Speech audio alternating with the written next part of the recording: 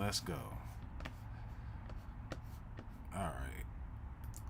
I think, yeah. I think we here. Go time. All right. Bet. Yep. Just popped up on my notifications. All right, bet. Bet it up.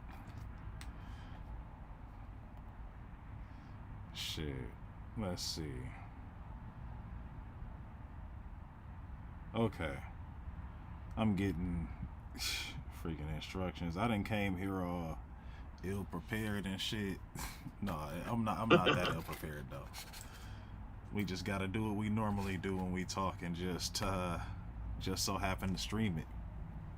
Right? So Easy as pie, man. shit. We got concurrent viewers. Oh shit. One just left. It is what it is. That may or may not have been you. I don't really know. It happens, man. Yeah, I'm gonna keep that open so that I can see the chat. And wait a minute, are you on your?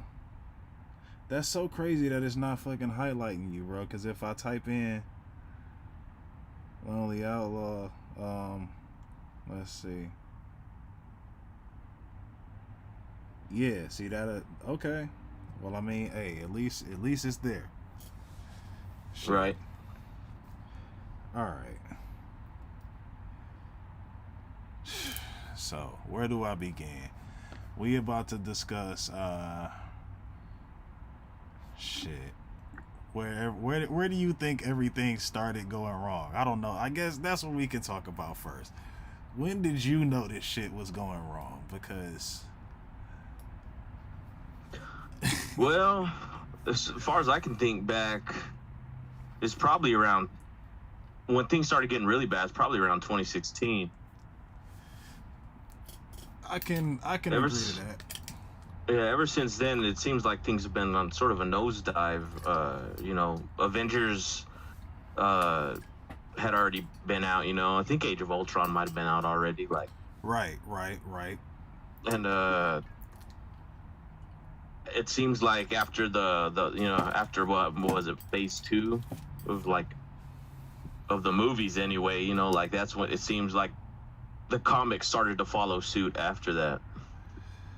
You mean like just being like trying to be the movies? Yeah, in a way. It's sort of like the movies are sort of dictating where the comics are going now. Yeah. Because the movies are so popular, and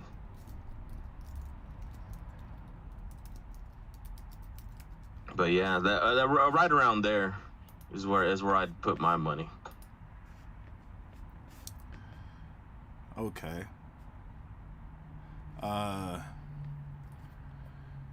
Shit. Let's see.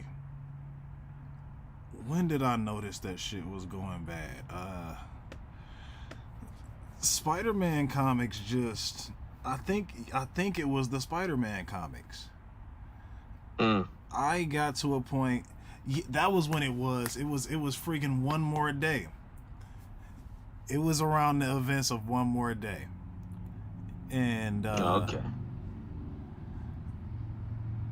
I don't know what the hell was going on, bro. Like, let me see. When the hell was One More Day?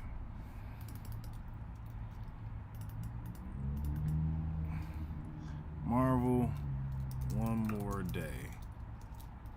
Year. When was that? 2007. God damn. That was almost 10 years before then, before 2016. It's been on a roll, hasn't it? It has. Cause once One More Day happened, comic books just kind of started getting. I don't even know the word for it. Let's see. Yo, New Warriors. Oh my God.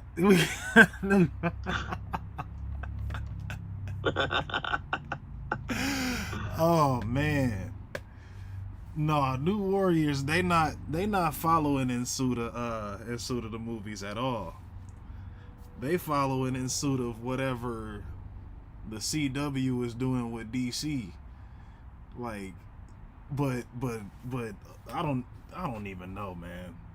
Cause that Batwoman show. Whew, Yeah. The reviews on that show, like, and you would think, right? You would think that all of the same people on Twitter that are saying, "Oh, you're just, you just so and so," but this show is great. Like, I don't know. Like, it seems like when something is for a certain audience. Hey, I'm waiting for you on 18 plus stream. Who in the hell is this? This Oh, a man. whole ass bot, boy. They getting some bots, bro. This a whole ass bot, my boy. Hold up.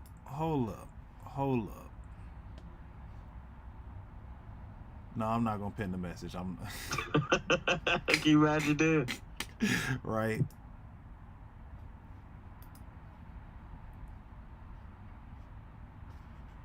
No, dude. Who is this user, bro? Show me the user, so I can properly ban them. Put user in timeout. Hide user in this channel. Yeah, I can do that. There we go. Yeah, it's not gonna fly around here. Anyway, shit. From One More Day all the way up until they changed Captain Marvel, right? They changed Carol Danvers into Captain Marvel, and I was fine with it up until I was fine with it up until, I would say, Civil War 2, right? And I guess you'd be right, because that is about phase 2 of where the fuck Marvel was, right? Yeah. I'm sitting up here showing early stuff. But yeah, Spider-Man One More Day broke up Peter Parker and Mary Jane. And motherfucker who did it said something along the lines of, well, he needs to be more like Batman. He shouldn't be held down. I'm like, y'all, tell me you don't understand the character without telling me you don't understand this character. Yeah, that seems almost like a sort of a corporate response. Like, we just got to make everyone like Batman, right? And it'll sell. Right. I think that was at the height of Christian Bale shit. That was that was at the height of the Christian Bale thing. Yeah, because 2007 was right. That was right before all the hype for the Dark Knight was building around there. Yeah, exactly. What's going on, Smash Ball? My boy Smash Ball here. Hey, let's get it. Hey, what's up? But hell yeah, you right, man. That was around that time. They was trying to make Spider-Man into Batman. And that was when I had to stop buying Spider-Man comics, bro. Like, cause I would come back, but I was loyal to Spider-Man comics though. Like, I would buy as many as I could when I was in a comic book store, at least when I was a kid, Mm-hmm. And the way it just changed Peter. Like, Dan Slott writing Peter was. I was gonna say that's Daniel Slott, right? That did that. I think it was Dan Slott. Yeah, it was Dan Slott who was fucking up Peter, because he sat there and said that he believed that Peter Parker was his own worst enemy. No, Peter Parker was Spider-Man's worst enemy because he's the one always messing up Spider-Man's life. I'm like, bro, if anything, it's the other way around, bro. Spider-Man is Peter Parker's worst enemy because he can never just go on a damn date. Right, like he can never just make it in time to be with his wife or whatever it is. Y'all are speaking facts. They made Spider-Man edgy. He's a different character. Hell yeah. That's why I wasn't having that that Amazing Spider-Man movie stuff, man. I really wasn't having it. Like, people literally sat there and tried to tell me he was better than Toby, and I'm like, for what? Like, how? He came into school on a skateboard.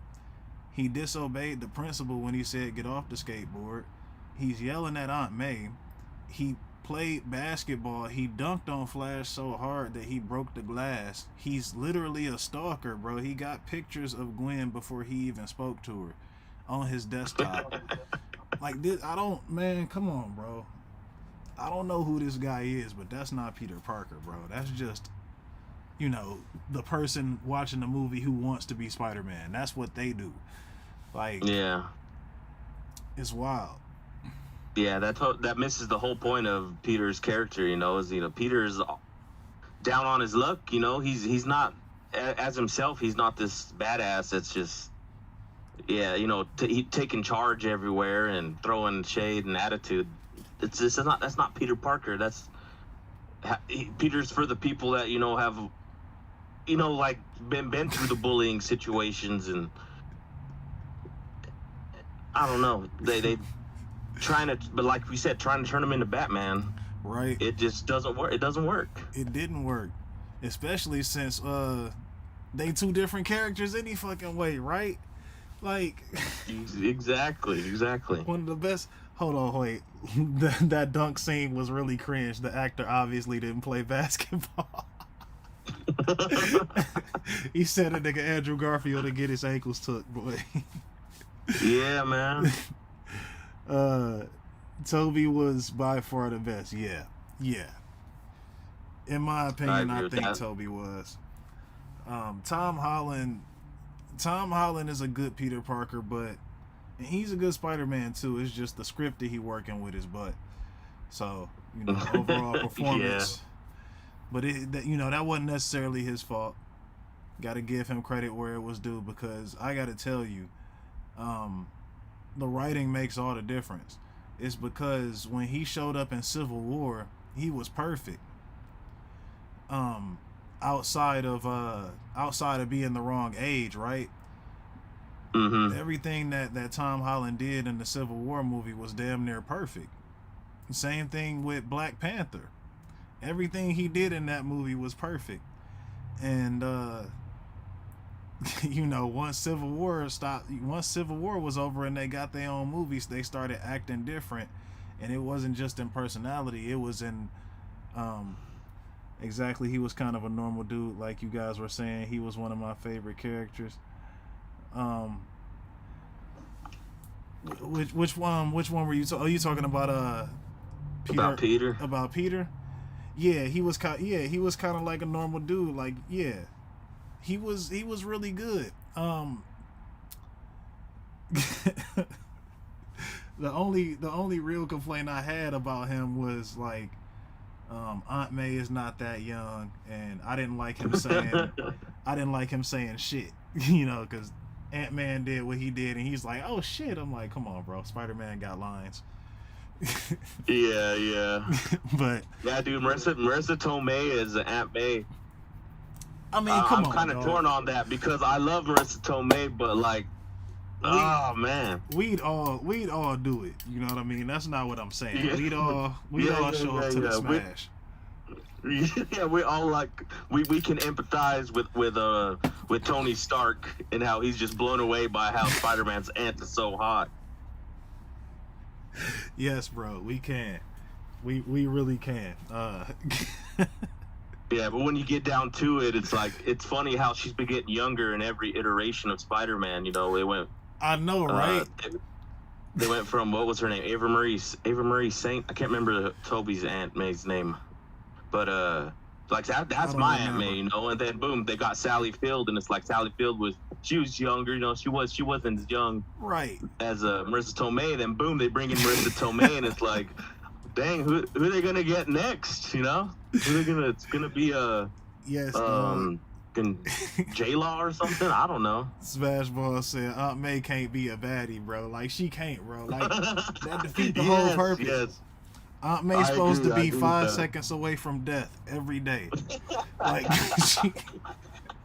yeah, man. Because just when everything go right in Peter life, that's when she got to catch the obligatory heart attack, bro. Yeah. Go to the hospital. Exactly.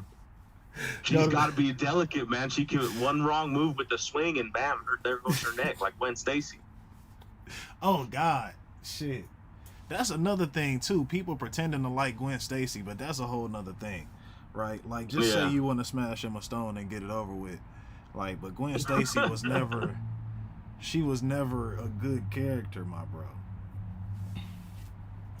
Yeah, she didn't treat. She wasn't like, you know. She treated Peter pretty terribly, actually. You know.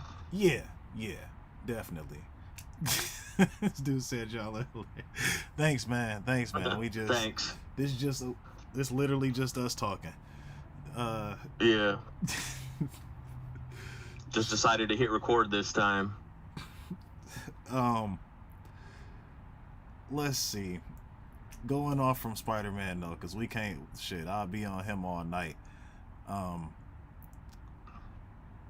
It's crazy how the things that are being pushed in comic books now are kind of, they feel kind of forced, right? Like, I don't want to get up here and say nothing too precise tonight. Yeah.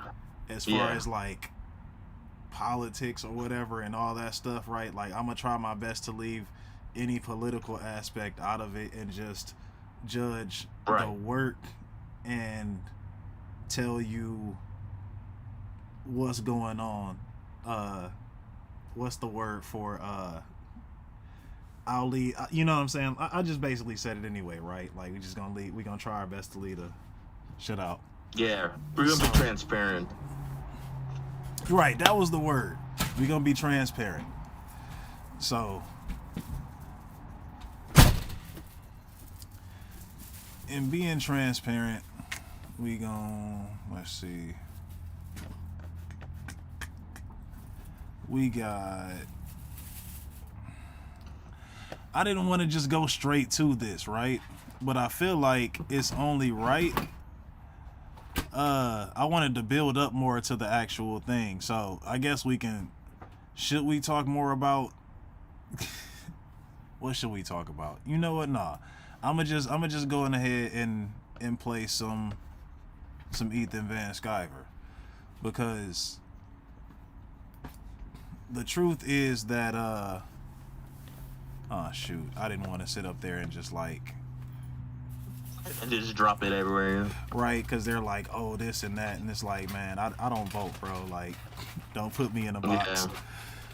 Yeah. I'm just and that's the thing. A lot of people that see a headline and be like, well, they're trying to, you know, and that's cool. Feel how you feel about it. It's just, the thing is, it's not coming from a place of being genuine, like one would assume. Yeah.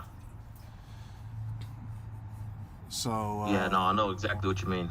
Yeah, because people will see an article, or they'll look at a source or anything, and they'll be like, whoa, what are you doing? But it's not like we were saying, trying to be transparent about this. Yeah, see, like the whole, well, true justice, the American way had to die. They talking about Superman when they changed the Superman's motto. So let's see. I'll just play some Ethan Van Sciver. Oh wait, shoot.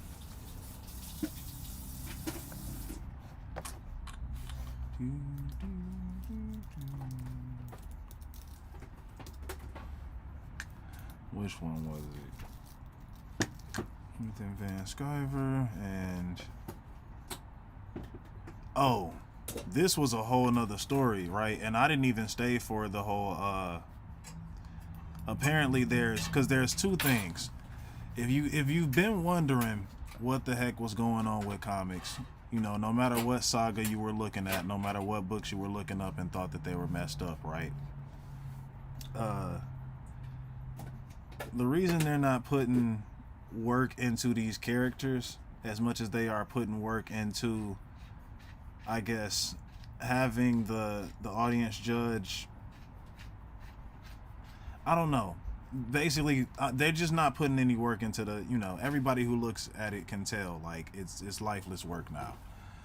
So yeah, let's see. And again, as somebody who doesn't vote, and there's somebody who, you know, two people who actually are minorities, right? Like, we kind of,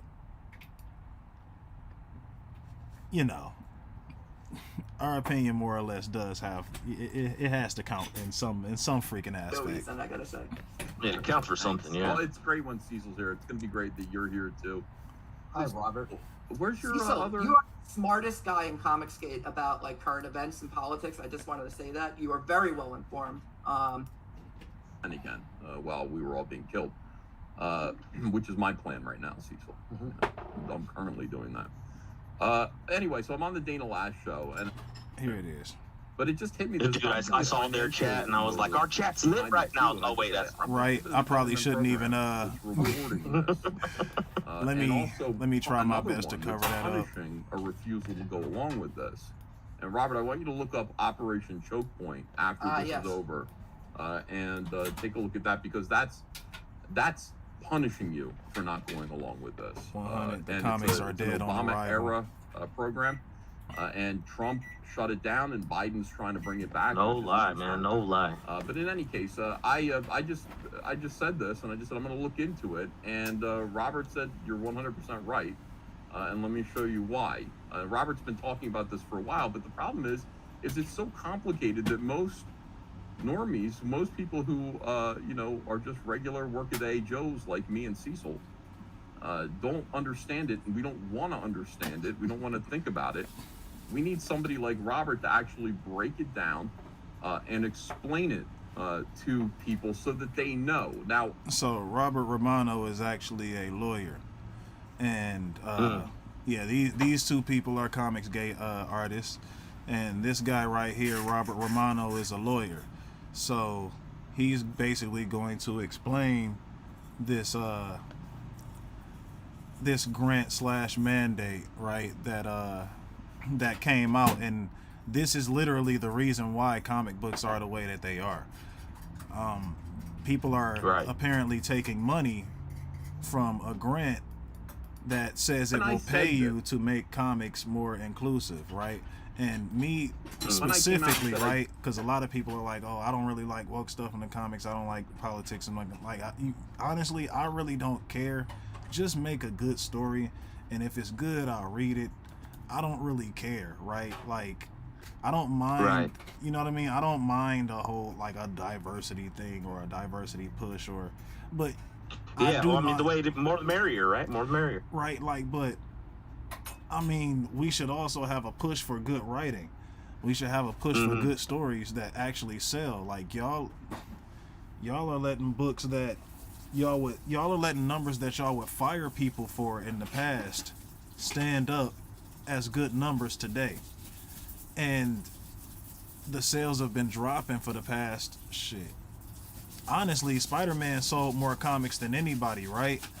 So once one more day stopped, once one more day came out, hold up. So once one more day came out, people stopped buying his comics overall. Really, like, there were some diehard fans, right? But for the most part, you get what I'm saying? Like, for the most part, it just that was when the whole industry, I guess, started to sink. I feel you. Yeah, the truth. I was reading Smashball. Smashball said, I feel you. The truth is, diversity was done better way back in the day. Then it's almost embarrassing what they put out now. Yeah, that's the truth of it. Cause, like, you think I don't want to see, you know what I'm saying? You think Outlaw don't want to see, like, you think we don't want to see characters that look like us doing cool shit? Like, it'd be cool. But what we don't want, or at least I'm gonna speak for me, what I don't want is a character that looked like me written crappily, but at least he looked like me. Like, that's time for that. Come on, man, we gotta put an end to that shit. No, I can agree with that. It's sad when you can just go to fanfiction.net and hit any of them on a dartboard, any story, and like some of them stories are better than what's being professionally written these days. Yeah, right. It's crazy. Somebody actually put out a video today, and honestly, I think Invincible got written that way because now I know Invincible was written that way. Because wait, no, I don't know for sure, right? Because Image Comics, I don't know their parent company, but I do know that Image Comics was supposedly independent. Yeah, they were independent. Mm-hmm. But that was what the second video that Comicsgate put out had, right? Yeah. Image Comics is basically a publishing company. They don't actually have control over the characters. They just take a piece of the profit to sustain themselves, and the writers get rights to everything and creativity and all that stuff. That being said, Robert Kirkman may have just allowed that to happen just to take money for the. I don't, you know what I'm saying? I don't know, but this grant is pretty. How do I put it? I can't. I'll let this lawyer guy put it. I'll fast forward to when he pulls it up. I would. Oh wait, let me keep going. Let me go back a little because he was talking about when I came out and said I think the government is behind this. SJWs all over Twitter erupted in you clown. He's a clown. He's a clown. Yeah, I'm so sure the government. We're all broke. Where do you think the money is? We're all broke. Right. So fucking stupid. I mean, it's absolutely infuriating. To hear their response to this. But let's just educate our people anyway, so that they can know, and when they're confronted with this, they can actually pass it along. Now, Robert, where do we begin here? I would begin with the article I just posted on comicscape.org. It says Ethan Van Sciver is right. I like that. Yes. We're already off to that's one. Another problem is that they don't pay well. Yeah, they don't pay well at all. Wait, why is this? How do I take the hide the chat? Yeah. That way I can just have them side by side, and everything can ride the way it needs to. But yeah, that works. yeah, that one definitely works. Okay, so I think I fast forwarded past it, but there was a point where he said that in this video he's saying basically that there's a mandate to pay people who shoot, I wish my mod was here. Yeah, dude. The bots are active tonight, man. Right? Like, it's crazy. I can't even fully block. They gonna keep offering this webcam. Anyway, This is not the place for that, bots. Get out of here. Right? Be gone, This ain't bots. Chatterbait, bro. Be gone, bot. Hold on, what the fuck? They couldn't. Okay, no, I'm not watching that man preach right now. Yeah, that's another video. But there's basically bots simping for the comic industry for some reason. What the hell? So amen to that. basically, Ethan Van Sciver was saying that there is a mandate for people who do participate in it, right? Not a mandate, but basically a grant. Mm-hmm. But the government kind of set in motion. This is a mandate for people who don't, do it. I mean, people who do it. I'm all fucked up right now. And this is a mandate for people who don't do it, basically. There are consequences that they have written out for people who don't do it. I think he called it the choking point. Mm-hmm. And he said he was gonna put that up in this video as well. But Yeah. Now, people are familiar with their 401ks, their individual retirement accounts. What they're probably less aware of is that the Department of Labor regulates these under the Employment Retirement Income Security Act. It's ERISA. We call it ERISA. And it tells you what can go into a 401k and what cannot. And it's usually a very stringent criteria. yeah, But bro, beginning they in have 2015, consequences the Obama out. administration. They have consequences for people who don't want to participate in this. And I think that's that was the birth of cancel culture. Basically the birth of every single company turning its back on you, like on some, some mafia shit. Everybody, you know what I mean? Everybody who is taking this money probably has to not participate with the people who aren't. Or Yeah. but yeah, it's called the choking. I believe he called it the choking point. I hope he says it right here, honestly. Department issued a regulation that said you don't have to merely invest. No, you know what? It was before it was on the screen. Erupted in. Want to understand? And I just said I'm going to look into it and take a look at that, because that's punishing you for not going along with this. There it is. This is the way the world is going. It's the downfall of Western civilization.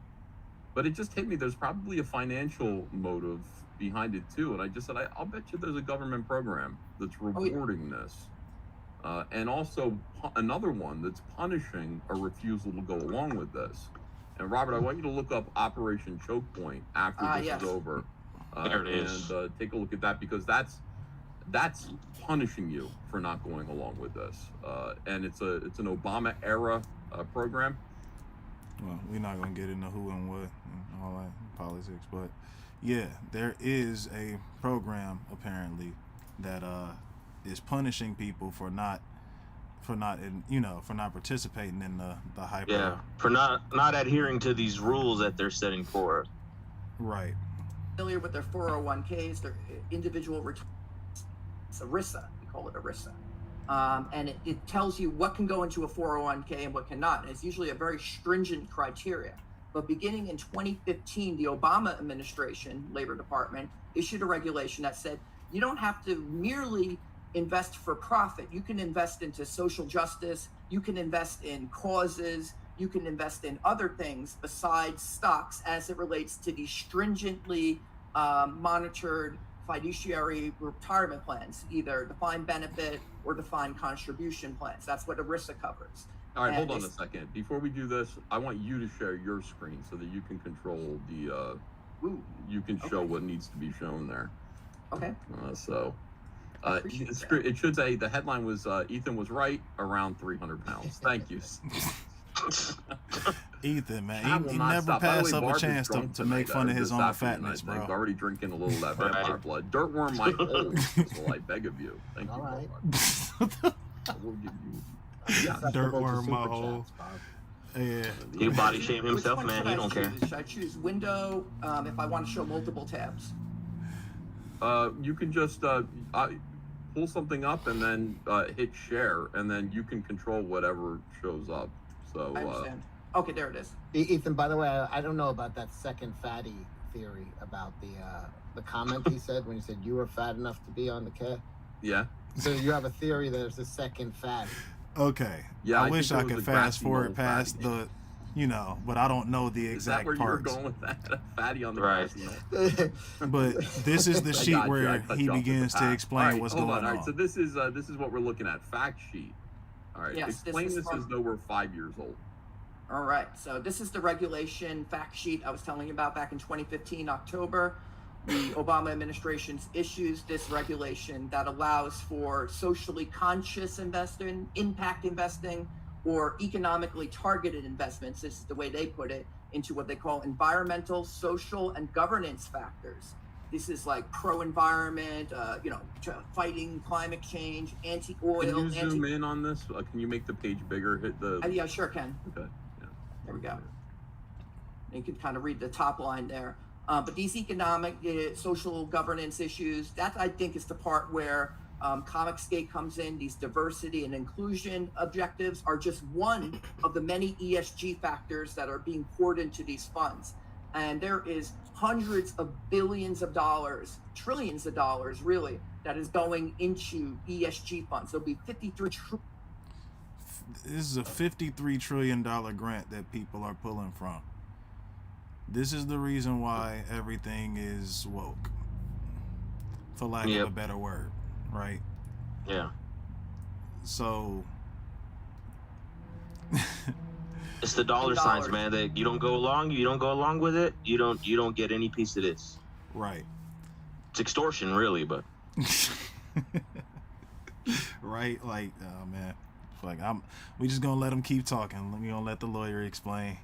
To woke left-wing companies that are whatever, electric cars. There's a reason Tesla goes to $1,100 a share but generates no profits. It's because in these hedge funds, like BlackRock has the biggest ESG fund, a company like Tesla, because it does electric vehicles, is going to be rated much higher. You're going to buy way many more shares of that than you would if you, say, bought the S&P 500.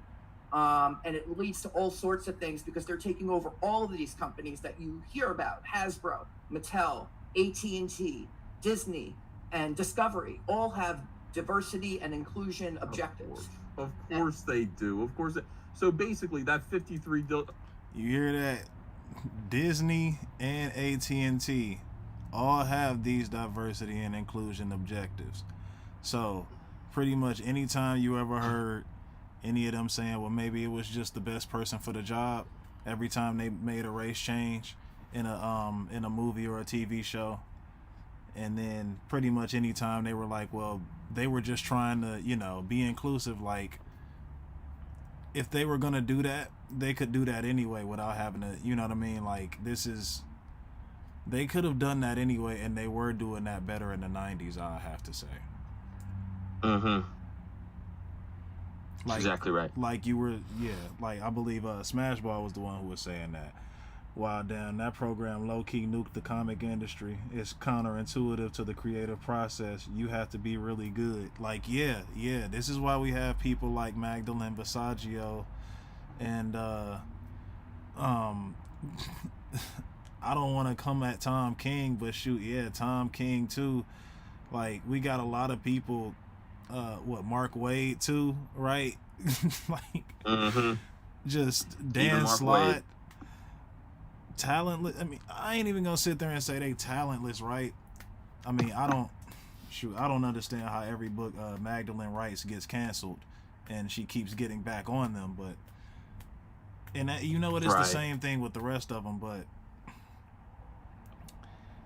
you get what I'm saying, bro. This is why, because the focus was always on what they looked like, or basically one aspect of their personality. They weren't building complex characters anymore, and that's something that, bro, not gonna lie, it's not even surprising. It's like they were checking off a checklist. Yeah, they were, and we've been saying this for the longest time, right? Like, I feel like everybody's been saying, "Oh, you just checking off a box." Yeah. And you'll see what's in the box momentarily. $1 trillion is sitting there. Because we gonna watch the Image Comics thing too, because Image unionized and decided that they were gonna go along with this too, which is weird because Image again is more or less basically a publishing company. They never owned any of their characters, at least not more than the actual writer. Right, that was the whole point. They made Image in the first place. Right. To be invested in these companies, if they meet certain political standards. Yeah, I think they have to be left wing. I think you have to be kind of pro green kind of policy type of thing. Maybe you're doing wind production tax credits. That's another pipeline for money. And so this is just an Obama regulation that allows private investment into ESG companies, and the result of it is something like this happening, where BlackRock uses its huge cachet, the amount of shares it owns in a company like, say, Exxon, and they're able to get green activists put onto the board of directors of Exxon so that they can be an oil company. You think of other examples like this: Ringling Brothers ending the circus and saying no more harming elephants, or you think about somebody like DC Comics, saying we're not going to be so masculine anymore. So they're going to really, they're going to make a lot of changes. And these diversity and inclusion objectives I've identified for. Yep, DC, DC and Marvel basically said we're not going to be so masculine anymore. I wouldn't just point at just DC for that, but yeah, DC is kind of leading the charge comics wise. When I don't know, because Marvel's doing the same stuff. They they going toe and toe with that. Like, what you think? Who's more who's rejecting masculinity more, Marvel or DC? I think it was originally Marvel. I think it's sort of DC's kind of pulled up front now, though. They're trying to overcompensate for being so behind all these years, you know? Yeah, right. Just like with the movies.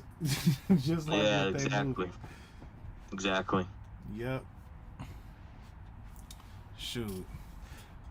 I might have to make me some oatmeal, boy. We getting into it. All right, do it up, man. Shit, let's see.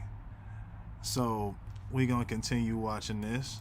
Benefit even. AT&T was in the middle of the merger in 2018. They completed the merger with Time Warner, and that was the same year you were let go. And what I discovered in my research is that if you look at their 2017 annual report for diversity and inclusion, you won't find anything about that. But in the 2018 report, you most certainly will.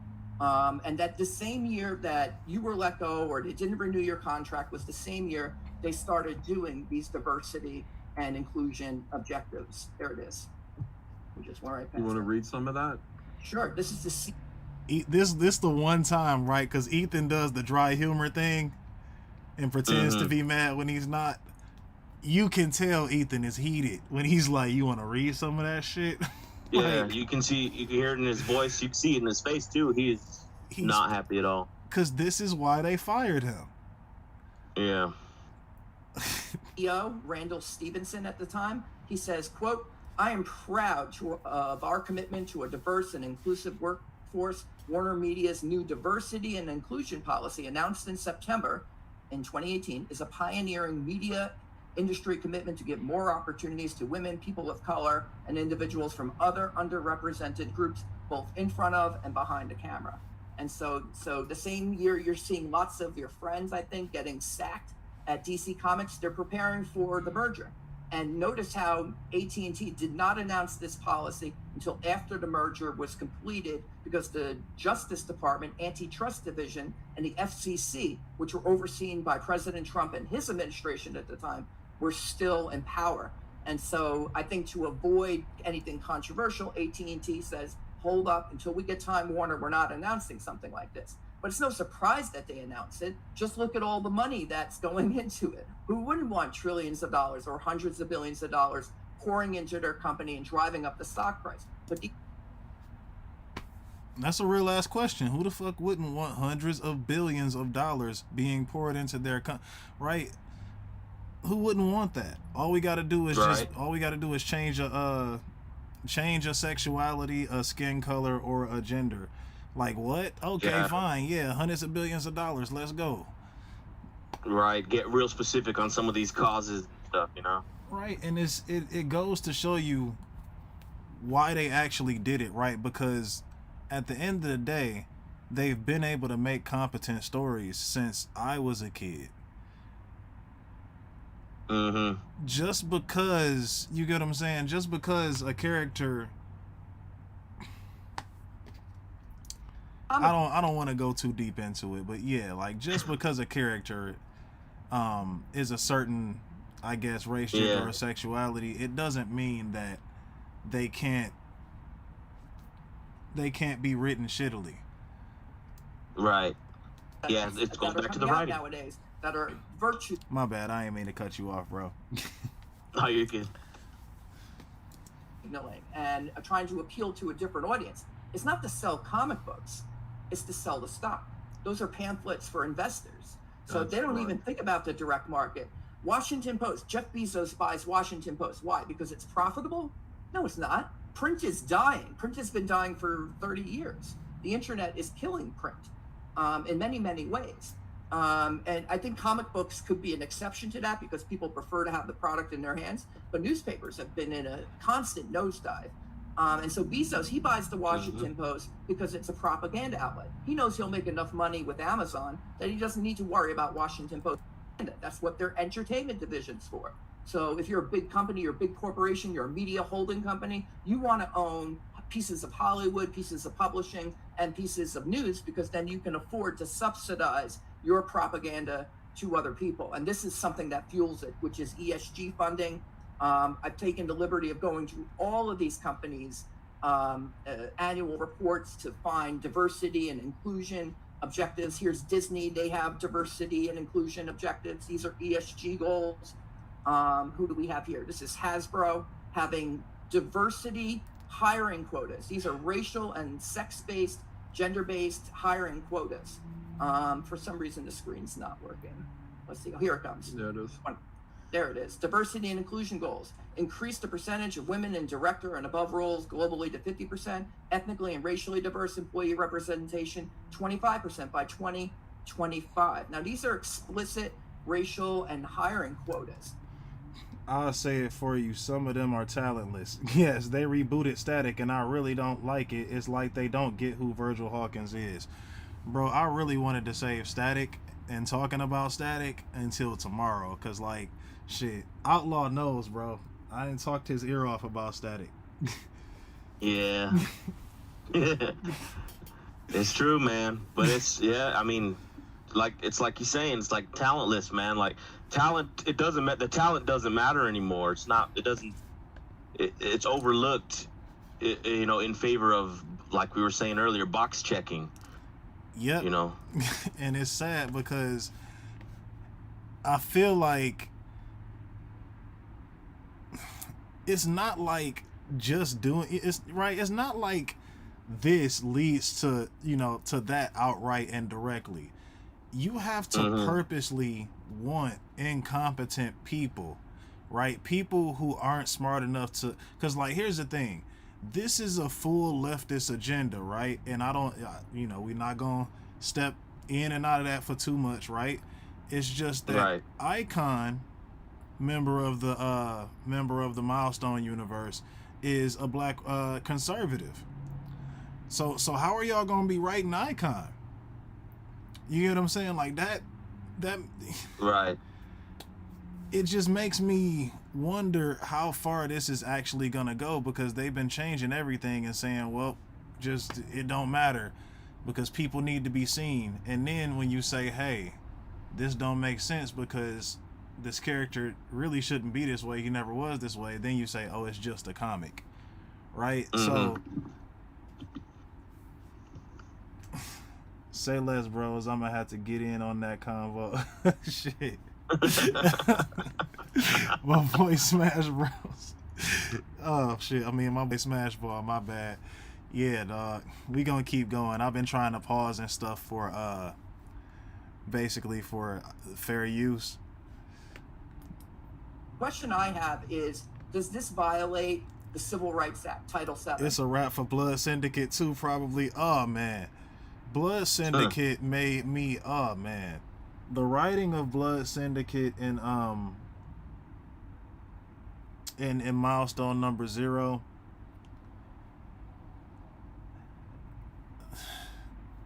I was so torn on it because it felt like it was coming from somebody who knew what they was doing, but just like last time in Milestone, now that Dwayne McDuffie is passed, the people working on it don't really care about the characters as much as they care about the money, right? So, and that always ends up, if you only care about the money and you go into a creative project, no matter what it is, it's gonna show. Yeah. Employment discrimination. If you're giving racial and gender preferences in hiring criteria, as is blatantly apparent by Hasbro's policies here. And the answer to that is this violation of Title VII is that William Rehnquist thought it was in 1979 in steelworkers, v. Weber. This was a Supreme Court decision that made racial preferences by minorities and sexual preferences for women. Dwayne McDuffie put in mad work. Yes, he did. R.I.P. to... R.I.P. Yes. Constitutional and legal under the Civil Rights Act, but heretofore that had not been the case. You had a different case law involved, but then they were saying reverse discrimination. The complainers were saying this is reverse discrimination, and the Supreme Court said that's okay. And so that's, if there's a cornerstone for why something like this is possible at Hasbro, at Disney, at AT&T, after they take over Time Warner, at Discovery, you can find the same thing. Mattel, they have the He-Man, they have diversity and inclusion goals. As you heard that. Y'all heard that. Mattel, the people, even Mattel, man. Mattel, the people in charge of He-Man have diversity and inclusion goals. That's why He-Man sucks ass right now. Yep. More specifically, Kevin Smith's He-Man. And look, I haven't even freaking watched it. I've just been looking at the ratings. I've been looking at people catching him in lies on Twitter. Kevin Smith's He-Man ain't looking too good right now, and I think it's because they don't even have He-Man in the show right now. Like, they trying to buff up this other chick as a better He-Man than He-Man. Like, yeah. and then they you know, they call it He-Man. It's like, not He-Man's not in there. right? Man, someone should call the FTC over false advertising on that. and here's that one. Mattel, and I think that this is they say they're corporate citizens, they're purpose-driven companies, and they're going to promote these D&I objectives. Diversity, equality, and inclusion is a key priority for Mattel, and we are building on our long heritage in this important area by continuing to advance D&I objectives across the company and representing diversity and inclusion. So all I'm establishing here, Ethan, is that these companies are woke, that they do use this ESG money, therefore, that they do have a pipeline because of the Obama regulation. And that's a financial incentive. Are the companies themselves actually woke, or do they just see the advantage of portraying themselves as woke? Do you think I was so happy when Ethan Van Sciver said that, because regardless on what you believe in politically or whatever, it's like, it don't take an idiot, you know what I mean? It don't take a genius to see that, well, even if they were trying to be woke, like, there are people who have, you know, woke opinions who still are creative. And Yeah. if they wanted that, they would hire them, but they're just trying to do enough to do the whole "we tried" thing. And that's a whole nother story. But yeah, he knows they're not woke. They're big companies. So Yeah. they're pretending to be Yeah. for money so that they can. Oh, go ahead. I was gonna say that's another crazy issue that I was that I just thought about, was like, you know, the phrase "get woke, go broke." Yeah. And that rings, that has some truth to it, but really, for these companies, it doesn't ring true, because even though it might not do well as far as the audience goes, making money that way, Right. they still got all this money coming in through the back door. Yeah, the parent companies are still getting money. And it's like, even if they don't care that who was the chick who said, "If you don't like my writing, don't buy my book"? The chick with the red hair. Yeah, I know who you're talking about. I cannot remember her name though. Yeah, but then she did another interview not long after, like, "Oh, I'm scared because I'm scared because comic books sales are going down." It's like, yeah, because you can't sit up there and shame people into reading a story, bro. That's never how it's worked. You can't just shame people into liking what you want them to like. After a certain point in time, in a free country, they're going to push back and say, "Yeah, okay, keep talking. I'm going to just not buy." Yeah, and you can't say "don't buy my book" and then complain that, you know, the comics aren't selling. It's like, well, you just did that to yourself. You know that, right? That's like the Charlie's Angel thing. That's what's going on in comics, basically. It's the Charlie's Angels thing, but every time. Like, you remember when they put out the article and said the Charlie's Angels movie isn't for you. And it's not for you, yeah. It's not for men. And then They That made is a terrible. they made another article saying why didn't men watch the It's like, what are you talking about? Just go back and look at what you said. Listen to what you said. This is key info. Do you know the name of this program? It's the ESG program. And economically targeted investments are doing environmental, social, and governance factors. And see, the funny thing is, we just talking about the S in social, right? I'm not gonna assume nothing for the governance, but the environmental part. See, that's why you got Superman out protesting. No, I'm about to get on his ass now, bro. I'm tired of it. Bring it up. I'm about to get on his ass, boy. You got John Lane Kent. I don't give a fuck what your sexuality is, bro. Like, why are you protesting for climate change? Go breathe on a glacier. Right. Are you serious, You have my the power, nigga? man. You have the power. Are you serious, my nigga? I need some water, bro. Yeah, dude, that's no joke. No joke. Like, what they were freaking writing, bro. Oh my god. When they were writing about this shit, the whole Superman, John Lane Kent, they said, oh, he's gonna be tackling issues that his father didn't necessarily tackle.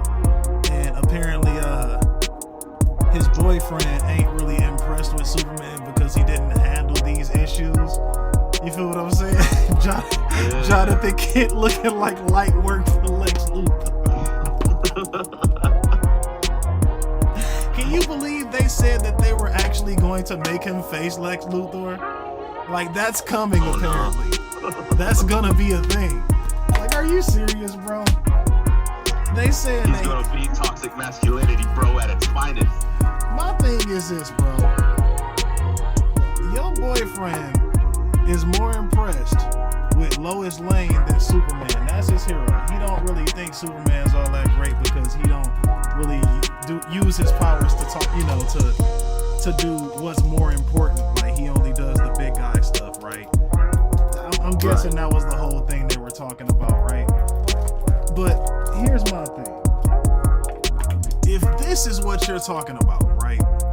If this protesting for climate change is the shit that Superman didn't do that you don't like, my nigga, Superman was actually out changed. Like, bro, don't do that, bro. He was saving people from fucked up climate change. Superman would actually go breathe on a glacier and save people.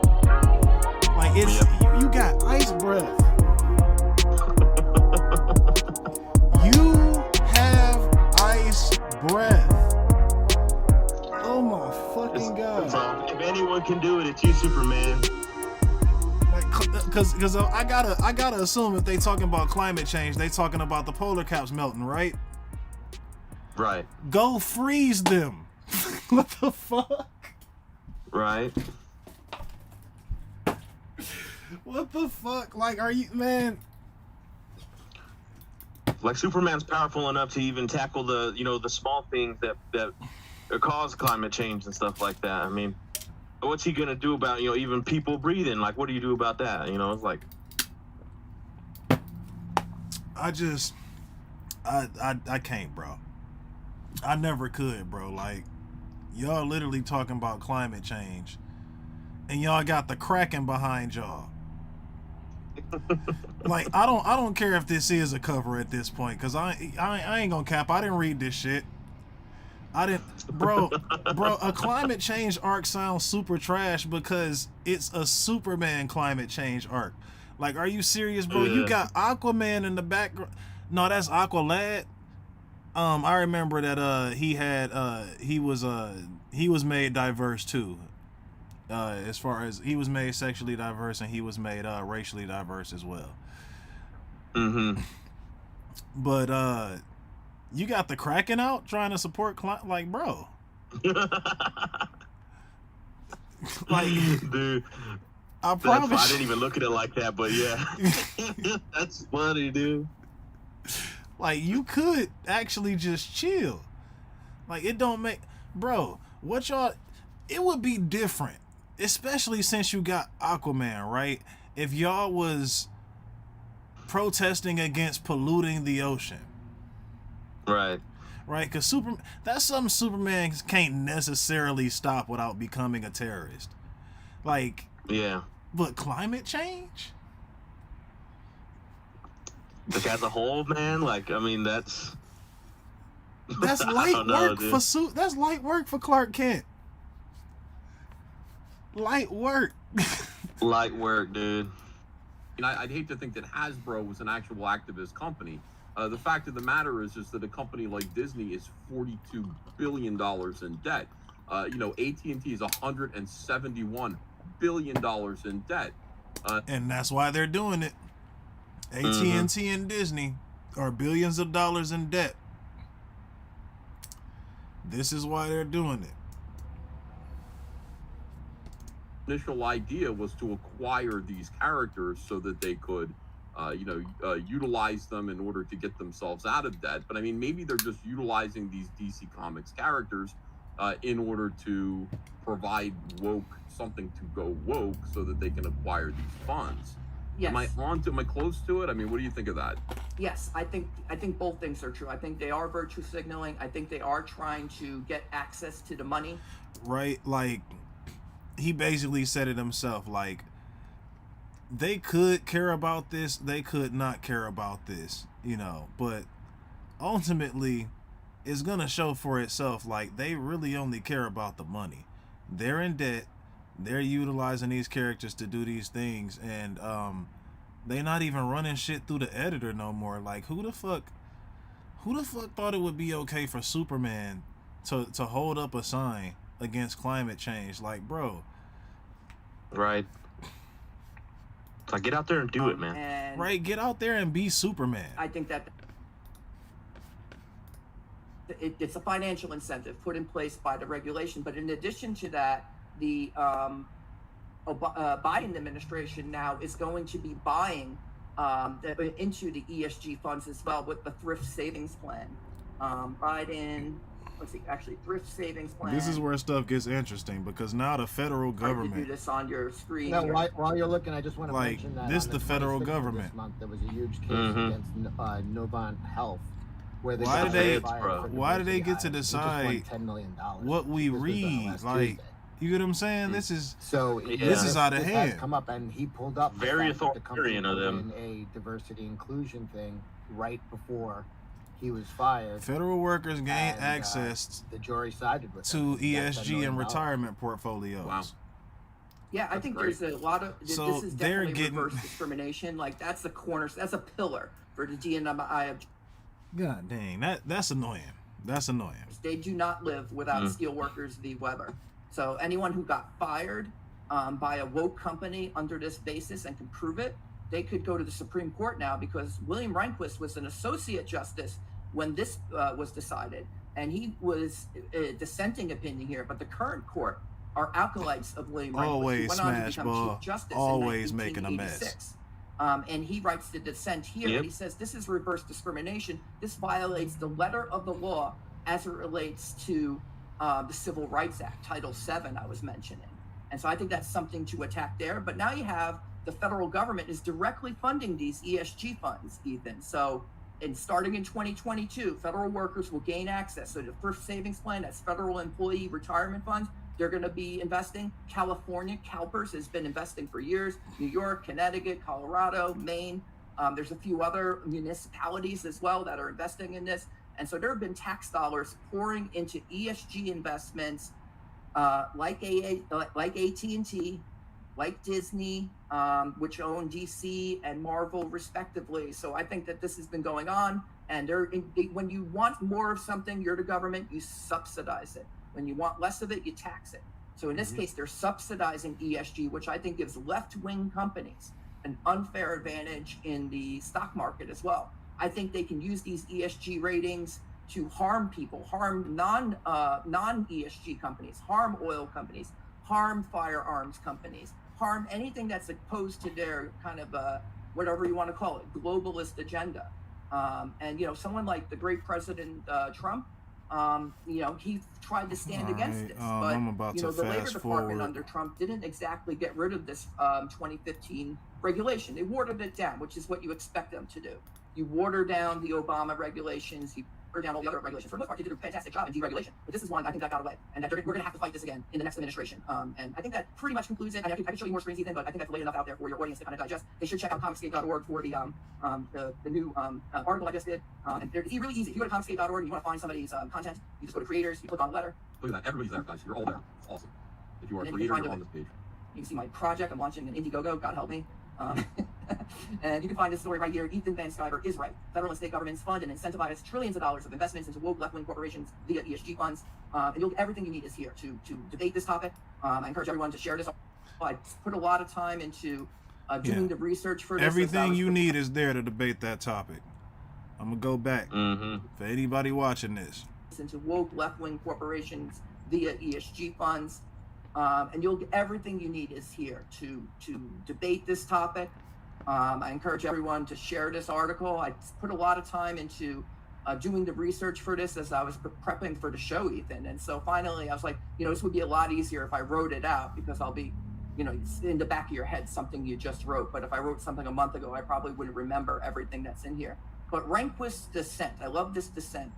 He compares the court to George Orwell's 1984 and how they were changing the definition of everything, how they weren't reading the plain letter of the law in Title VII of the Civil Rights Act. He said, quote, "The court behaves much like the Orwellian speaker described earlier, as if it had been handed a note indicating that Title VII would lead to a result unacceptable to the court if interpreted here as it was in our prior decisions. Now we are told that the legislative history of Title VII shows that employers are free to discriminate on the basis of race. An employer may, in the court's words, quote, trammel the interests of the white employees, close quote, in favor of black employees in order to eliminate, quote, racial imbalance. Our earlier interpretations of Title VII, like the banners and posters decorating the square of Oceana, were all wrong.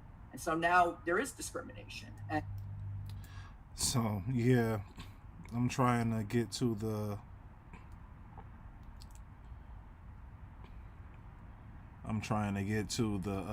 the choking point thing, if he even talked about that with him, because I didn't actually make it to the end of this. Yeah.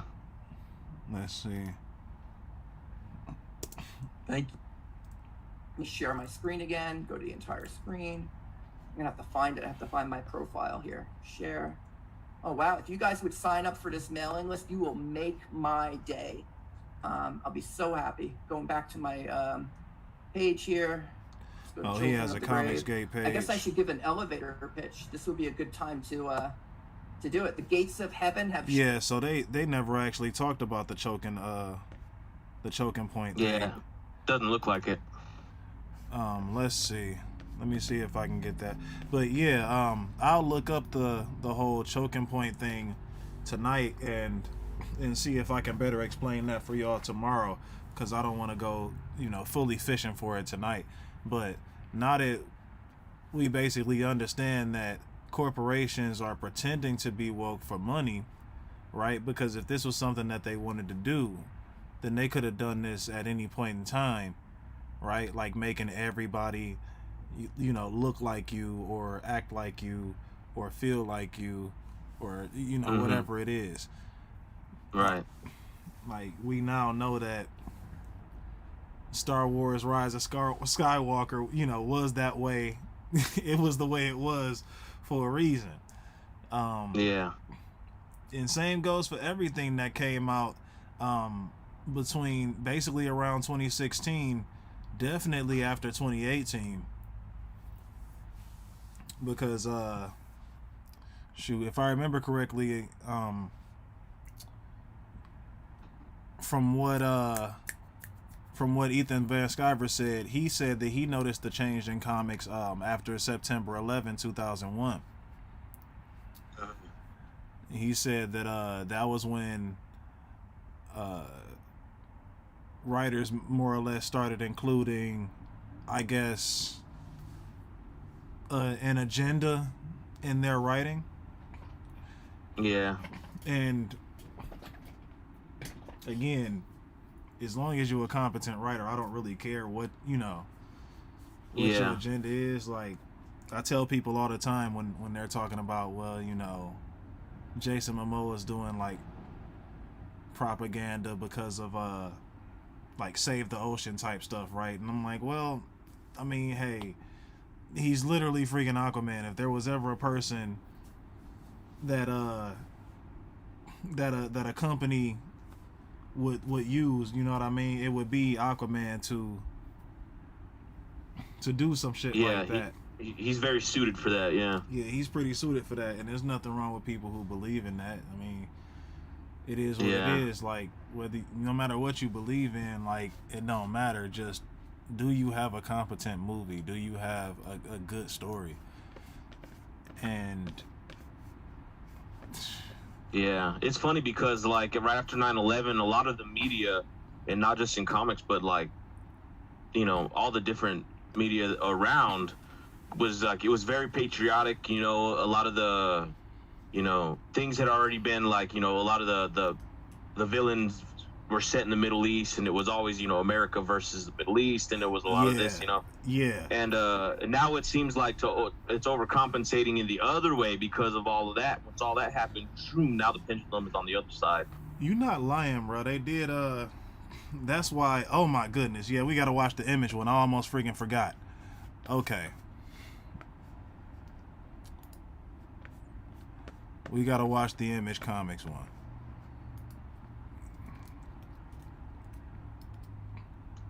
Check it out.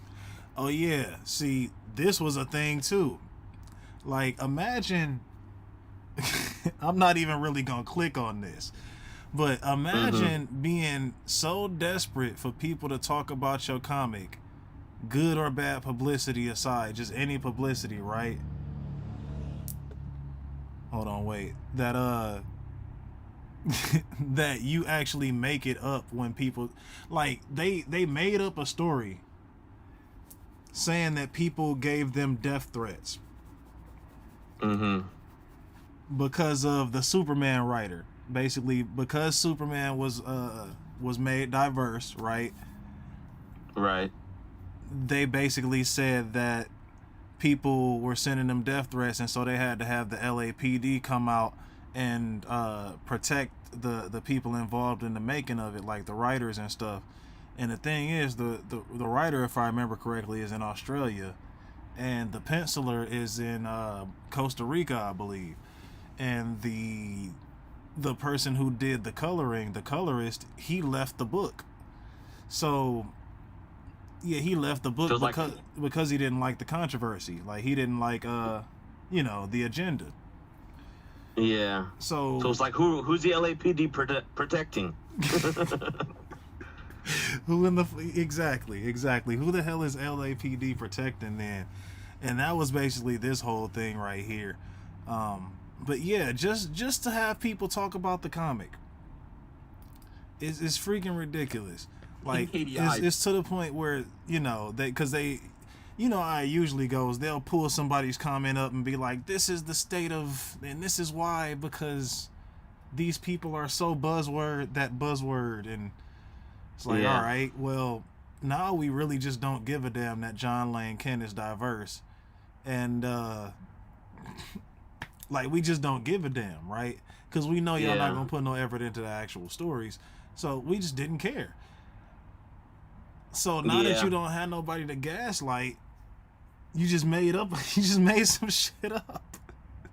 Yeah, and then, I mean, back to the death threats thing. I mean, like, anything you put out there publicly, you're gonna get crazy threats like that. Because, I mean, like, we were talking about it before the stream, how, like, Chris Claremont and all his people, whenever they killed, Dark Phoenix, you know, they got death threats for that back then. Yeah, that's crazy, and it's true.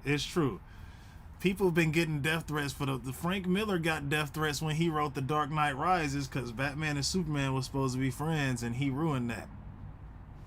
Yeah. Let's see. The thing that happened was some of the writers were so incompetent, so it's like they made us care about these things, and in some ways they made in some ways the way they depicted the characters were like stereotypes. Bro, oh my god, don't get me started. Dog, bro, when they took away Wally West, and they decided that they was just, we all was wondering where Wally was, right? Because we was like, yeah, this Barry Allen shit is cute, but you know what we really want, like, where the fuck is Wally? And literally one of the writers came out and admitted that they wanted Barry to have the spotlight, and to do that they had to get rid of Wally. And yeah. And Wally's my favorite Flash. Wally is most Flash fans' favorite Flash who grew up in the 90s. Yeah. So they said that the fans just kept asking about Flash, or they just kept asking about Wally West. So they eventually brought Wally West back, but they made him diverse. And man, the fact, okay, first off, nobody wanted that. Nobody did. But they wanted to pull the whole, oh well, you're buzzword if you don't like this. So it's like, all right, fine. Let me read this. So I read this, and why the hell is it that the very first scene Black Wally West is in, he's getting released from jail? And he only 16. Right. And they saying he's acting out this way because he don't have a father in his life. My nigga. Dude. Yeah, talk about stereotypes, bro. This is what y'all wanted to do? Like, this is what Wally West is now? Yeah, come on, dude. Bro. Dude, okay, it's so cringy. Like most time, LMAO. Most times, death threats are from edgelords or troll accounts. Yeah, right. And most of them death threats was probably online anyway. Yeah. Right, like, and even I guess, right, like if somebody says it online versus them writing you a letter, I mean it's different because they can dox people online. But truthfully, what were you going to accomplish by getting the LAPD? What were you going to accomplish? The people who worked on the book are not in America. Right. They're gonna have to go pretty far to be protecting some of the creators, man. They have to cross oceans and shit. Oh my god, the new family dynamic when they first released The Flash, it was like super toxic if I remember correctly. Oh yeah. In The Flash, you talking about The Flash on CW? Man, that Wally West pissed me off so much. Because if I remember correctly, he shows up mad that Joe is not in his life or wasn't in his life. But then at the same time, he's fully aware of the fact that his mother chose not to tell him about the kid. So how you mad at your dad? You showed up out of nowhere like, yeah, my mom just told me about you. And I know that you didn't know I existed. But then pretty much every time the dude mad, like, yeah, but you wasn't there for me, huh? You know how to be there for them, though. He didn't know you existed, my bro. He literally did not know you were a thing. It's like, right, you can't be mad at him for that. Come on. And you conscious of this. Like, your mom waited till her, what, she was on her deathbed, basically, until she told him where he was. And it's like, yeah, I already know that she didn't tell you. Then yeah, what's dude, with all this that attitude? goes back to bad writing, dude. Goes back to, like, it doesn't even make any sense. That was the exact line, bro. Like, come on, bro.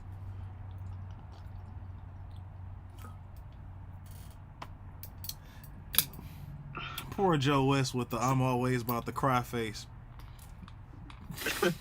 Yeah, dude. Poor Joe West, man. No, you can look up. We can look up one scene from The Flash right now, bro. I promise you, Joe West gonna look like he about to cry. I guarantee it, dog.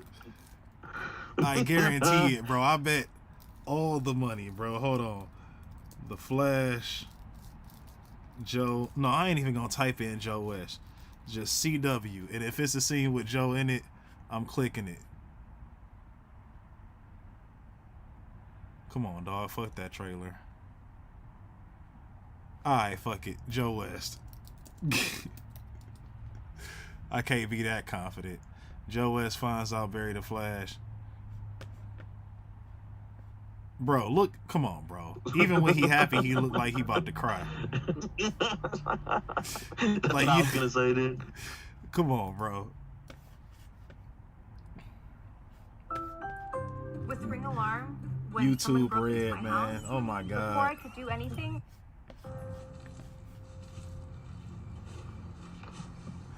Yeah, there you go. There go Kid Flash right there. My homeowner's insurance covers a Sharknado attack. Bro, you about to cry already. I can't even. Anyway. Dude, it's just that's his resting cry face, man. Look at that. He got rest and cry face, bro. Like, you're right. That was the perfect description. Shit. Dude. Or Joe West, man. He been through a lot. He been through hell, bro. His girl ain't even telling me he had a whole ass adult son who into stealing cars. Like, you could have told me he was a car thief before. Like, I don't know, Right, anything. before Like, dumping him on me. right? You could have at least told me that before dumping him on me. In his adulthood, whole ass adult, about to become Kid Flash. Get the fuck out of here, dog. Yeah, dude. I think I watched the first two seasons of The Flash, and after that I was like, nah. I kind of dropped all the CW shows after that. Yeah, man, they was trying so hard to make Arrow hard, bro. They tried so hard to make Green Arrow hard, and I'm like, this not Green Arrow, and they like, it's an origin story. It's like, okay, I'll watch for a minute. But then they put him in the green outfit, if I remember correctly. I think he finally has a green outfit, right? And he still ain't cracking no jokes, my bro. Like, where this ain't Oliver Queen, bro. Where the jokes at? Right? Where's his famous sarcasm at? But you know what? They tried to make him like Batman, bro. Exactly. They tried to make him like Batman. They did the same shit. The same shit. My parents are dead. Like, so what? Everybody in DC parents is dead. Come on, bro. That's not an excuse. Right. But that's just me yelling at Batman. Right. Shit. Well, shit, DC a whole nother freaking topic. Like, what they've been doing. Nah, you know what? I'm not even gonna specify. I'm gonna just keep bouncing back and forth because we gotta be fair. That's a whole nother video right there, dude. Right. Arrow season 2 he said that Arrow season 2 went hard. Hey, if you fuck with it, bro, ain't nothing wrong with that, bro. I'm just saying, like, you got certain expectations when you know it's Green Arrow. Like, he was quicker with the quips than the Flash. Mm-hmm. Yeah, it was always fun hearing the banter with those two because they were like, boom, they were ping-ponging off each other. Yeah. Green Arrow and Green Arrow always made good points too. Like, I think one of the best speeches I heard from Green Arrow was in Justice League Ultimate, when I think it was when they were talking about the Justice League from the Justice Lords, right? And Green Arrow, they were basically like, people with powers, how we gonna be?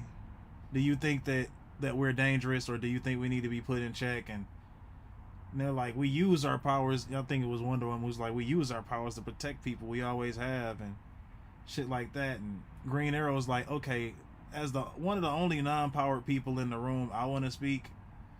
You motherfuckers scare me. Yeah. And it was such a good moment for Green Arrow, even though it wasn't canon, because it's like, bro, it was real. Like, come on, like, y'all move faster than light in this bitch. I'm just a guy with arrows, human as fuck. Just, I was looking out for the little guy before I came here. Y'all can crush mountains in this bitch.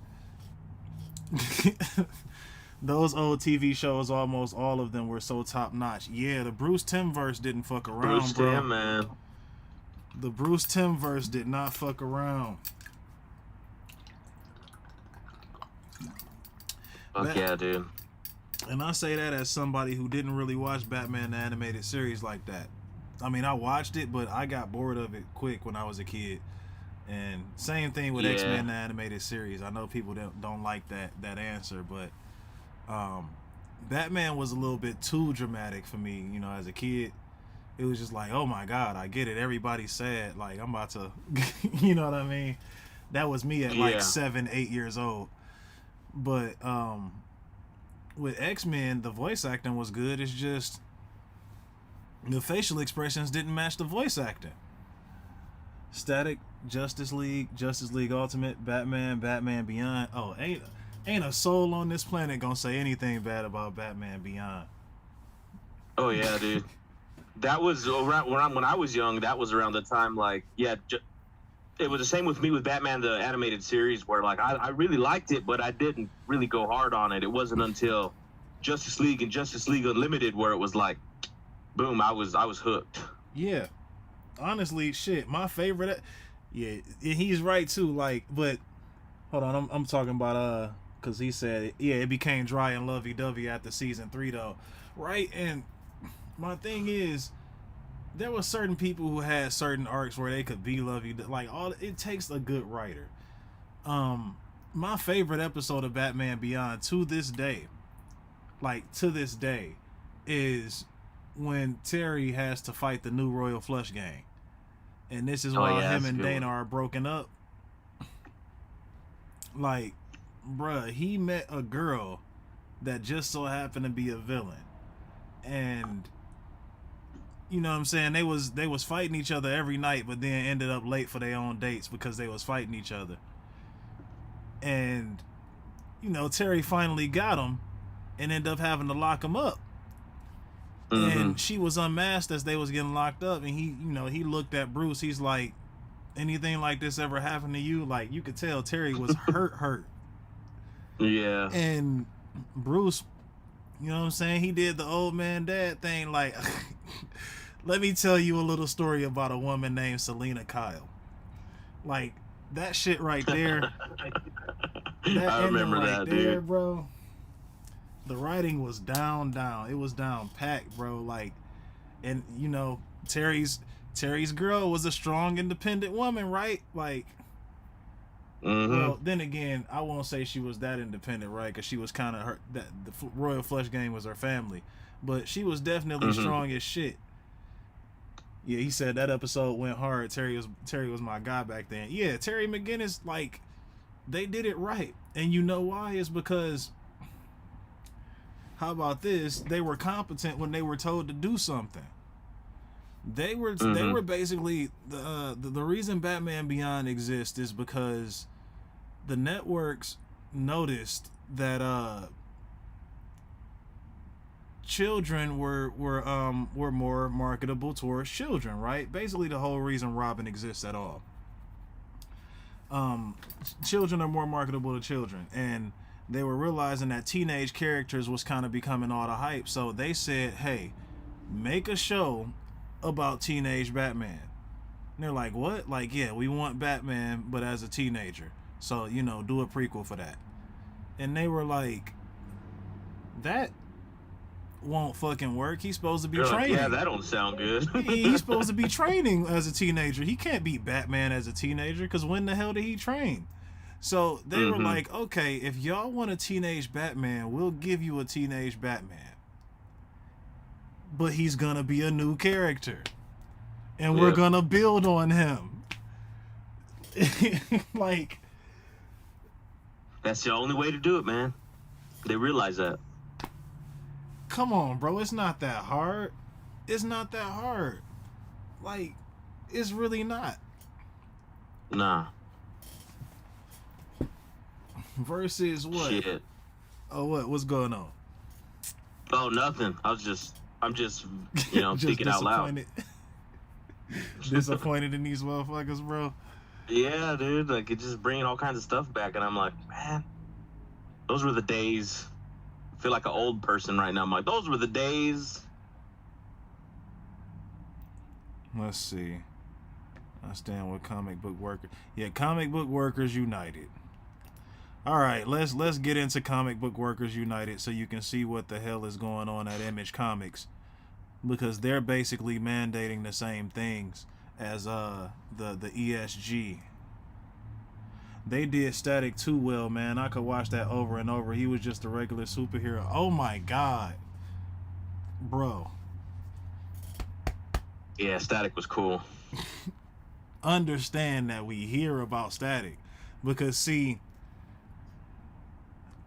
nowadays they make Static low-key political. I mean, I've always said that if y'all want to do diversity, if y'all want to do shit right, if y'all want, black characters and stuff like that, like, bring Static in, do them right, the same way y'all was doing them before. But see, the thing is, they rather pretend, right? Like, they're doing it now because it's basically mandated or in a grant or whatever, right? That's why they're doing it. But they've always had the opportunity to do stuff like that.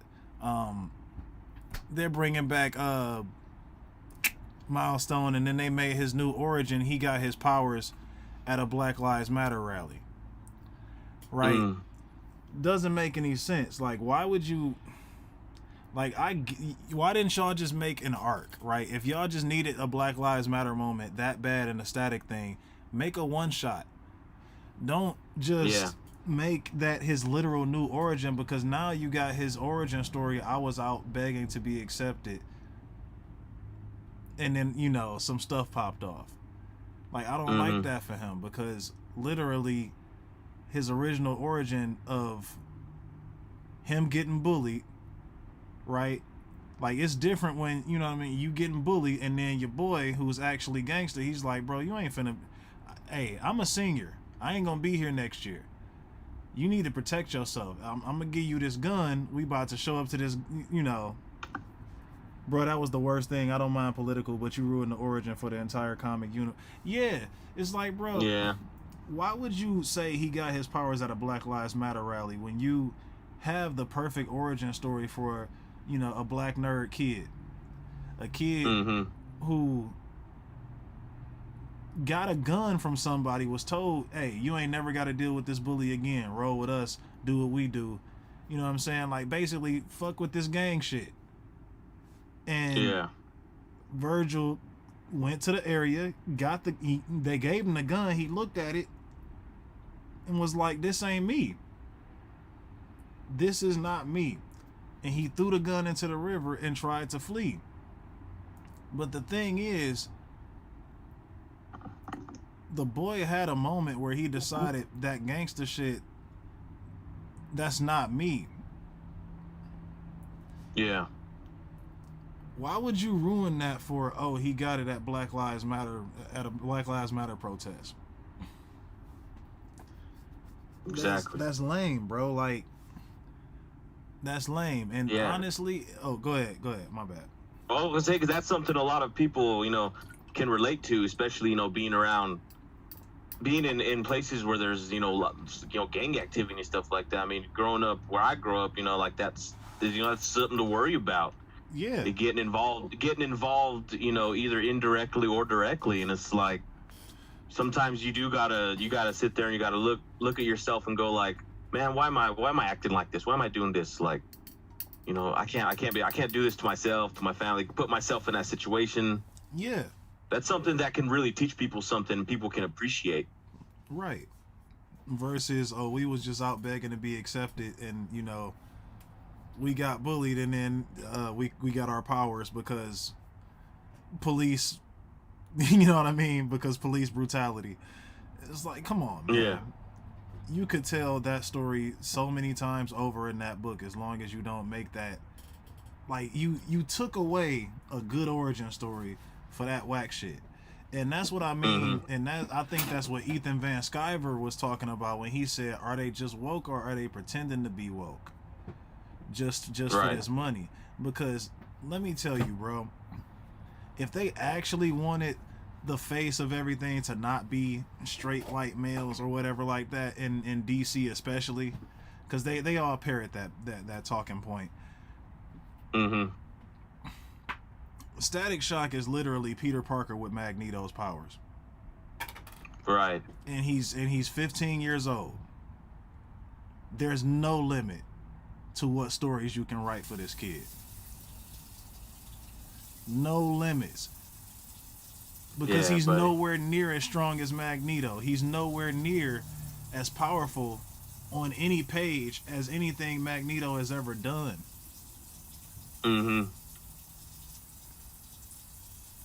He's nothing but potential, and he's got the with great power comes great responsibility thing, you know what I mean? Like, yeah. Static is basically the Spider-Man of that verse, in the sense that, like, even, and this is the Bruce Timm verse, right? This is back into the animated verse, but even Batman respected him.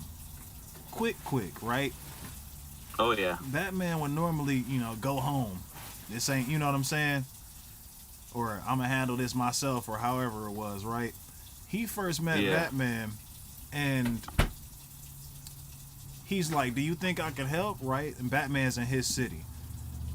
Batman says, probably not. And he shoots his little grapple gun and he goes off. Now, anybody who reads Batman knows, wait a minute, Batman didn't say no. Right? And even still, like, Robin said that too. He's like, is he always like this? And he's like, well, hey, he didn't say no. Yeah. Not only that, but he willingly showed his identity to him in a moment where it really wasn't necessary. Just to let him know, like, I saw your identity because I saw your ID. But I'm going to have Alfred pull around to help your friend. And I'll be with him and you'll know what's up. Yeah, I remember that. Like, there are certain people that Batman knows, okay, yeah, they would never do this. Superman, one of the people on that list, to be honest. But yeah, I believe, at least in the animated universe, Static was one of those people on Batman's list where it's like, yeah, we know he's pure-hearted. He's not going to do nothing fucked up. He's real responsible with himself. Right. He was getting into it with Ebon and his gang, and he held his own as a character. They even alluded to him becoming a big dog in the future. Yeah, they did. They said that Static was one of their greatest and best superheroes of all time. Like, and this was in the Batman Beyond episode.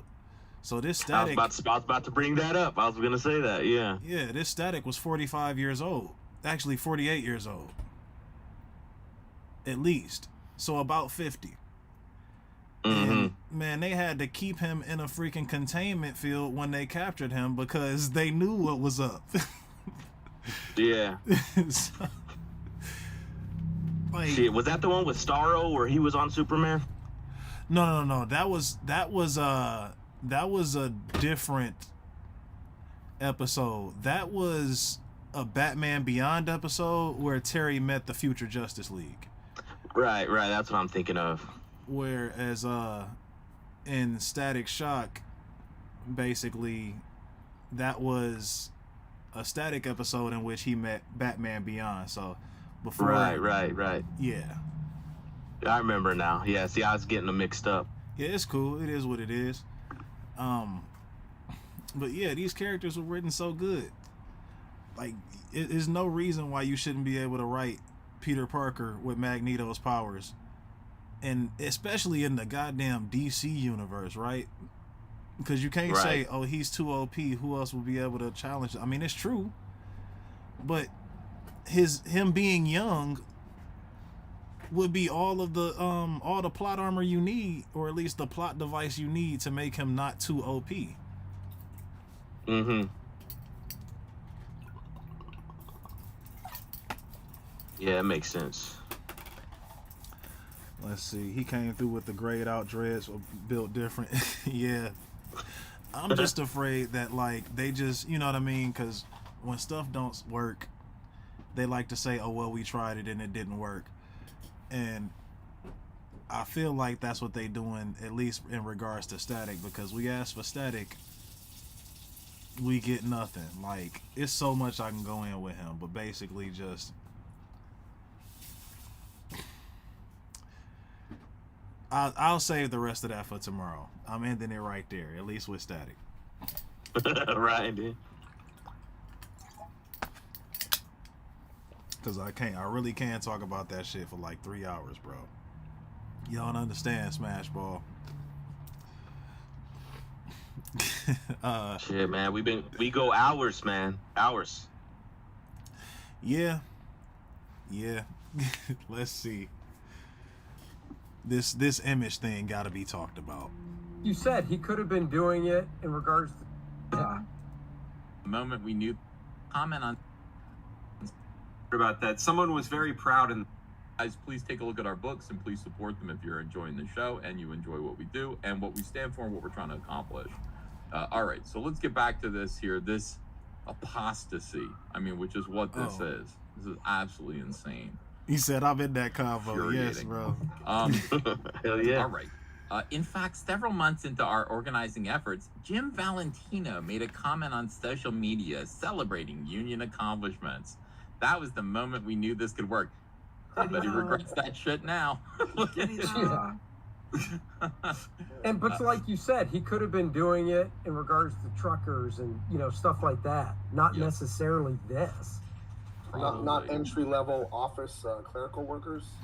Right. Doesn't Jim have his own division in Image, though, called Shadows something? Shadowline. Yeah. Shadowline, yeah. Despite same years with of, comic book workers.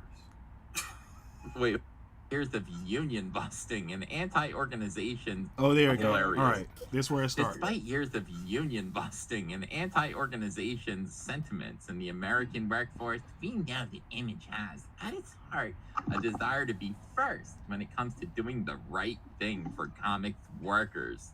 That's why we know we will win, because our success is the company's success. Our success is the creator's success. Our success is the reader's success. What a bunch of... How is their success Almost the choked creator's up on success? water. I want to know.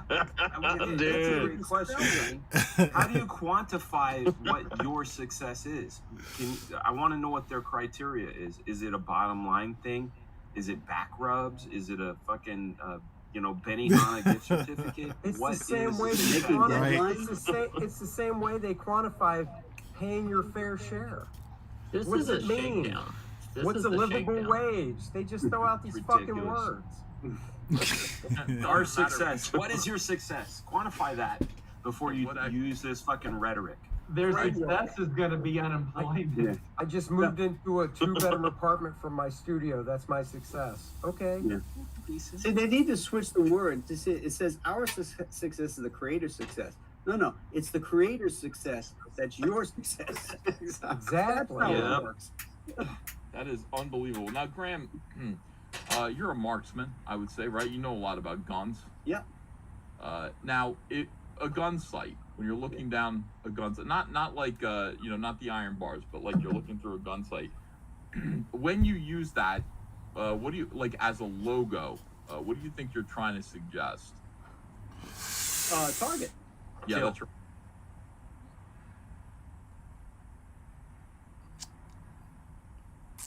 Like, please kill is what you're trying to suggest when you use a gun sight.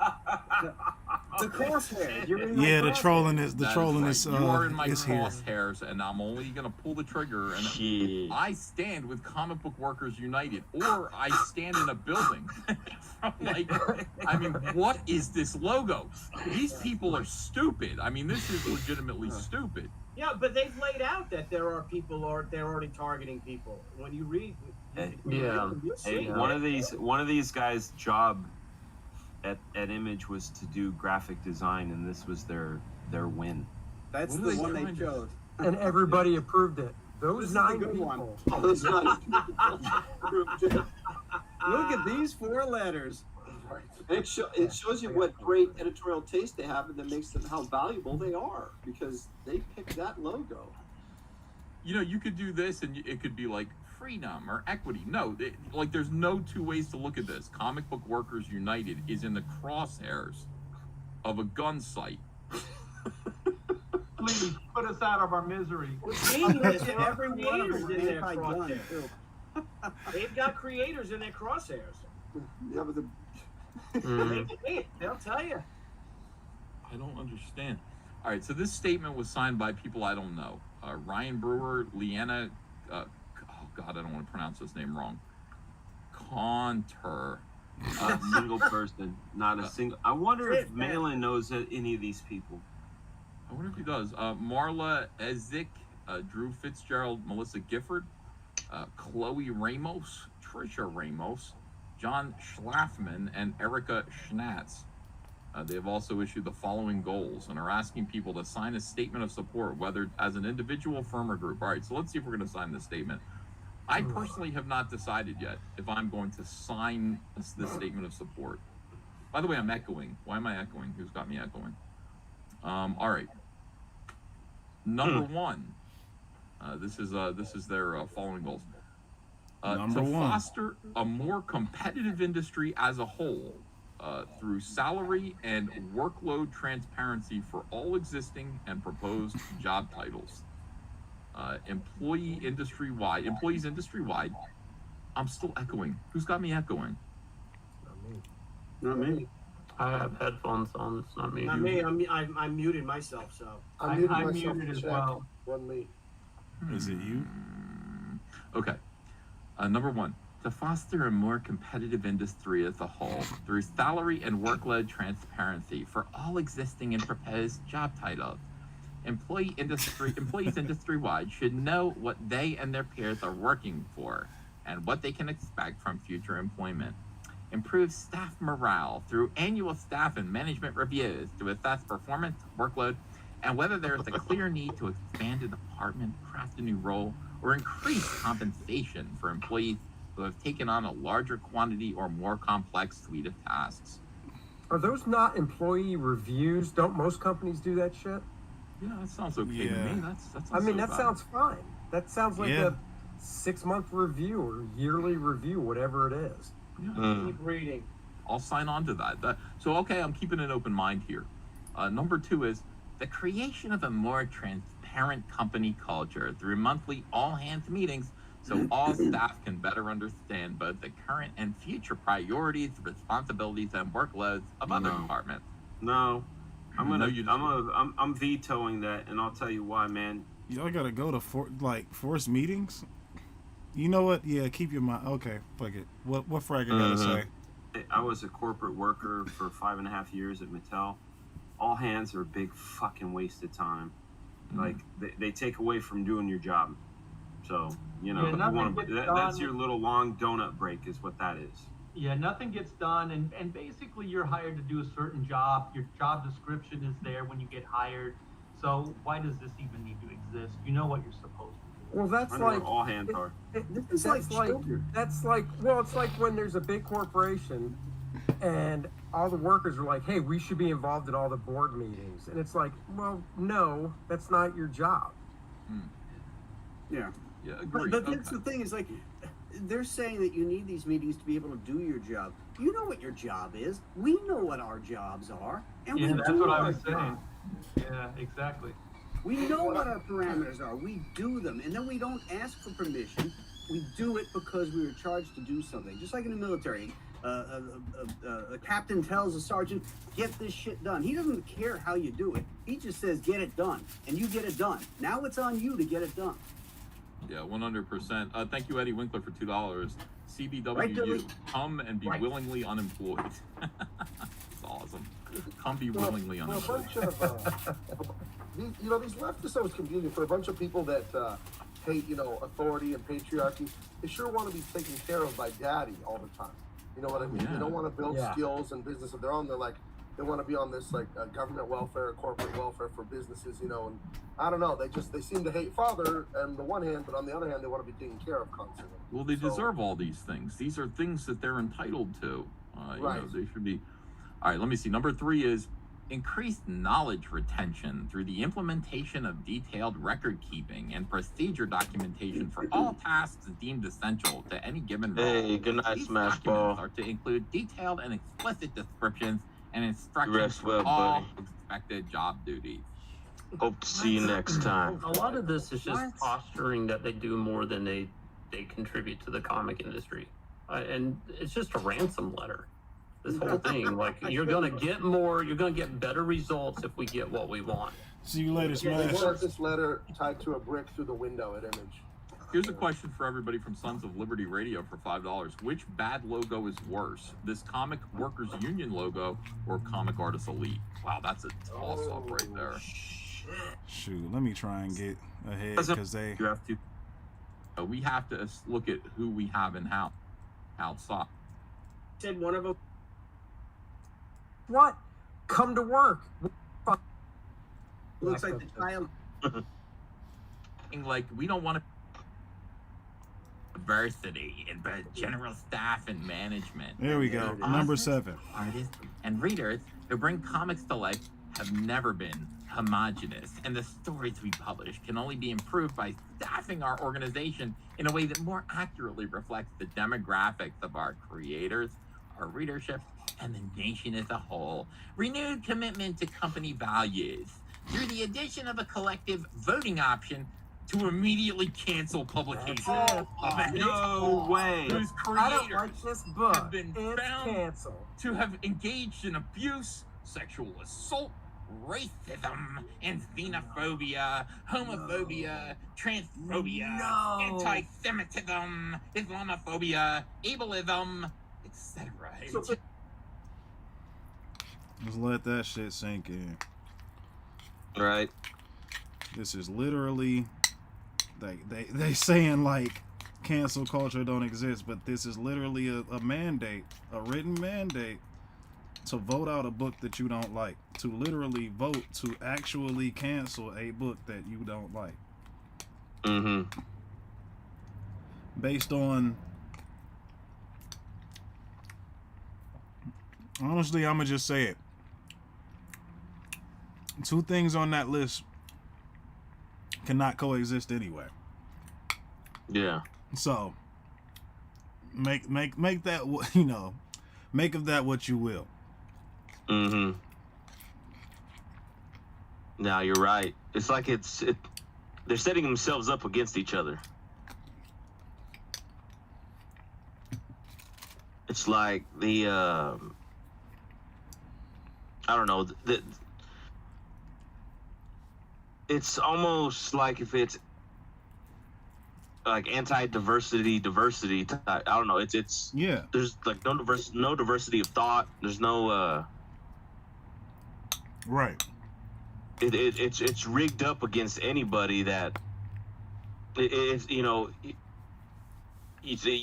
like we were saying earlier. You do what we want, or you're canceled, or you're not getting a piece of this, or if you threaten our opportunity to get all of this money or anything like that, then you're gone. Yeah, we got to look up this this choking point. Yeah, we might have to. Yeah, because we've been at a steady 0 for about 2 minutes now. Yeah. All right, y'all. That's the end of the stream, at least for now. There's not very much else we can say. I hope that for everybody that was wondering what was going on, you know now. I'm gonna timestamp this and make it so that it has chapters in it so that you can click to the parts of videos you need to get to. And yeah, thank y'all for watching. Thanks, everybody.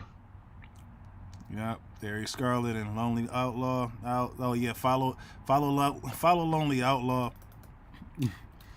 I forgot to say that. My bad, bro. Nah, you good. Yeah, this is his channel. Follow Lonely Outlaw. And yeah, we'll see y'all on the next one. Peace out, everybody. Let's see, are we ending it? Yeah, end it.